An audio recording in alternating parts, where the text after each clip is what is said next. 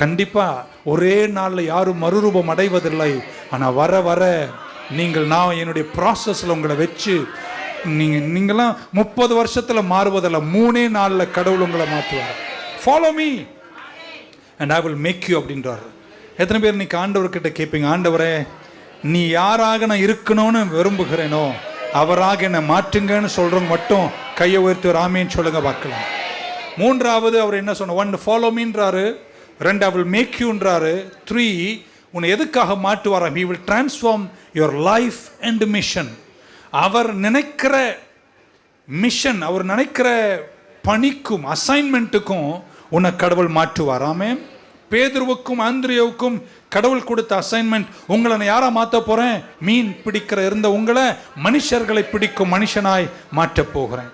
நீங்க எல்லாரும் போய் மீனவர்களா இருக்கணும்னு கர்த்தர் சொல்ல, மனிதர் பிடிக்கிறவங்களா இருக்கணும்னு கடவுள் சொல்ல. ஒவ்வொருவருக்கும் ஒவ்வொரு மிஷன் கடவுள் கொடுத்திருக்கிறார், ஒரு டிஃப்ரெண்ட் பர்பஸ் கொடுத்திருக்கிறார், ஒரு டிஃப்ரெண்ட் அசைன்மெண்ட் கொடுத்திருக்கிறார். நான் நம்புறேன் அவர் பின்னே வருகிற உங்களை நீங்க யாரா இருக்கணும்னு விரும்பினாரோ அவராக உங்களை உருவாக்கி கர்த்தர் வைப்பார். ஆமென்.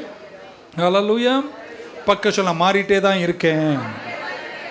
ஆமென். இந்த வாழ்க்கையில் என்ன சாதிக்க போறீங்க, என்ன அடைய போறீங்க, எல்லாம் ஒரு நாள் முடியும் போது எத்தனை பேர் சாட்சி சொல்ல முடியும், இவராக நான் இருக்கணும்னு நினைச்சேன், அவராக நான் வாழ்ந்து நான் என் நித்திய வீட்டுக்கு போறேன். இல்லைல்ல, வரல. ஆமீன். சரியா?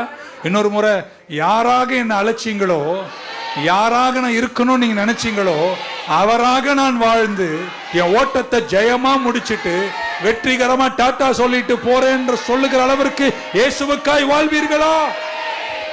ஹல்லேலூயா.